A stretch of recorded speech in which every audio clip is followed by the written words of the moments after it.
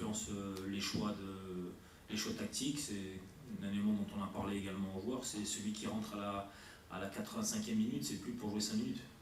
Potentiellement, tu joues un quart d'heure.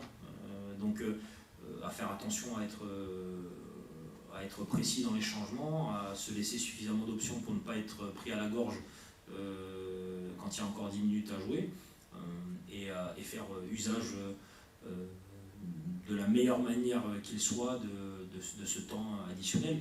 Il influence aussi la manière de travailler au quotidien, parce que les joueurs doivent tenir maintenant peut-être potentiellement sur l'entièreté du match 10 minutes de plus, et c'est pas anodin. Donc oui, ça a une influence. Il peut y avoir deux matchs, et je pense que de plus en plus d'équipes n'appellent pas les joueurs du banc des remplaçants, mais des finisseurs. C'est-à-dire qu'ils ont vraiment un gros rôle à jouer. On est les premiers à le mettre en avant déjà la saison passée, et ça a de nouveau fait ses preuves sur le match de Montpellier. Non, ça me convient, j'aime voir du foot, plus on en a, plus je suis heureux, donc ça nous donne, nous, coach, aussi des possibilités d'influencer les matchs peut-être de manière supplémentaire.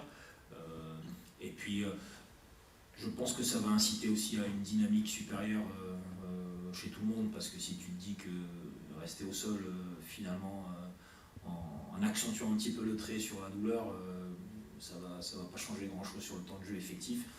Ça peut certainement aider le football.